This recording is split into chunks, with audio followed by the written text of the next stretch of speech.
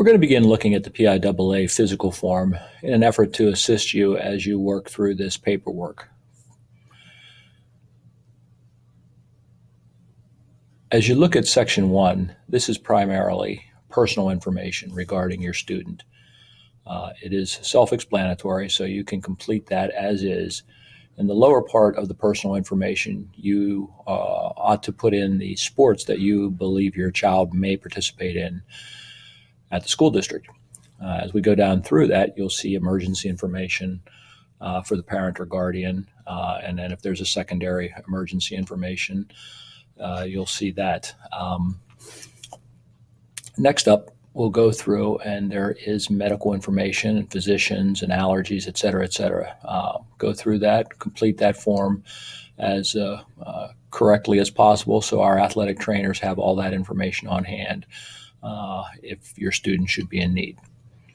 As you go into the certification process, obviously, you're going to give consent, and then you're going to indicate the birthday and the student's name, et cetera. Make a signature where you expect your kid to participate. And it is certainly your choice if you want to mark 2 for a sport if you're not certain what sport they may participate in.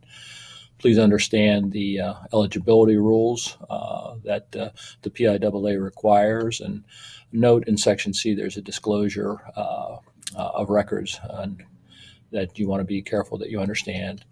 The PIAA requires that you sign off on the use of the likeness and name and athletic information should they use that in any broadcast or webcast as they are working with our schools in postseason play.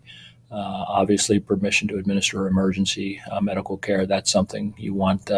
If you don't happen to be at the event, your student is required to attend a hospital or physician.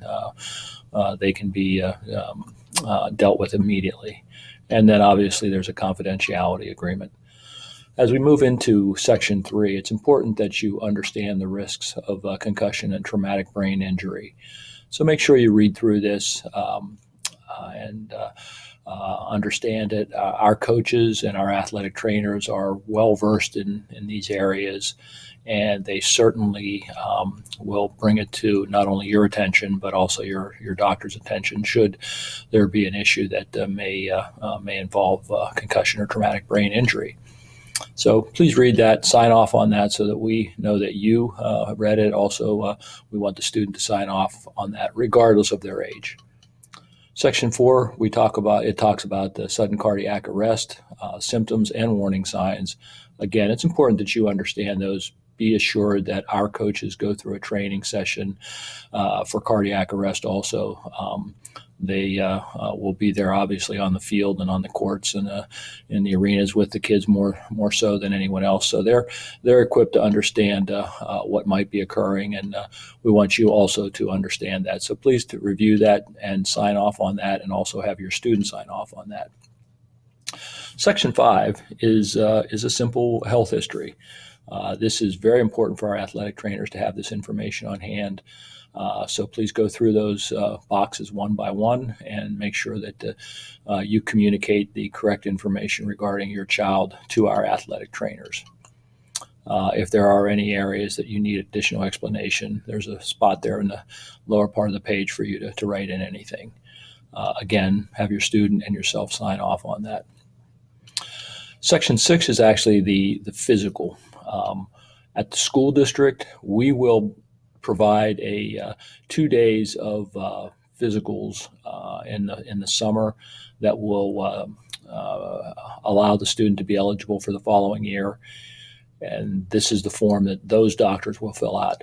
Should you choose to use your own medical practitioner, then this is the form that must be used in an effort to make sure we have all of the correct data regarding their physical condition. So the doctor will go down through there and they'll check off what they have to check off, cleared, not cleared, those sorts of things. It's important that you remind your doctor to sign and date the form in that bottom line there. many times the doctor in haste will do a very thorough physical. They'll write in their license number and their address and their phone number, and they'll not put in the date, which really handcuffs our athletic trainers because there are certain dates that the PIAA requires. Regarding those dates, it's any physical that occurs after June 1st is deemed an eligible physical for the following year. I want you to take a look at Section 7. That is actually the recertification form that we use. After your student has their initial physical form, and that's on file, all you need to do as a parent for the subsequent season, whether that be the winter or the spring, is to sign off on this recertification form. And essentially what this recertification form says is that my child did have a physical, you have it on file, meaning the Red Lion Area School District. They have incurred no additional injuries. And obviously there are certain areas in there where there may or may not be changed information regarding emergency situations or personal data, or even insurance. But you'll sign off on those areas, and that will actually allow your student to be to participate in the following season. That basically moves the physical date from June 1, if that's the date you used, to November 1st, so they would be eligible for winter sports. And then you would have to do the same thing in the spring if your student is going to play in the fall and the winter and the spring. Take a look at Section 8. Section 8 is actually a recertification form, but this is in the event that there was an injury that occurred after the physical. And we have that on file that perhaps your student twisted their ankle or broke their ankle or something like that in the fall. In order for them to be recertified to participate in winter activities, then in that situation, a physician is going to have to sign off on that to recertify. So if you look at 7, that's basically the parent and guardian recertifying, saying, yes, my child has a physical on file, and no, they haven't incurred a second injury. Section 8 is the situation where there has been an injury and the medical practitioner indicates that we've seen the student and they are cleared to participate. Section 9 applies to wrestling. You can take a look at that, fill in the information there. If your child is going to wrestle, fill that in. We'll also do national certifications through our athletic trainer, so this becomes a little less important as time moves forward. I hope you found that helpful. That is our presentation for the day.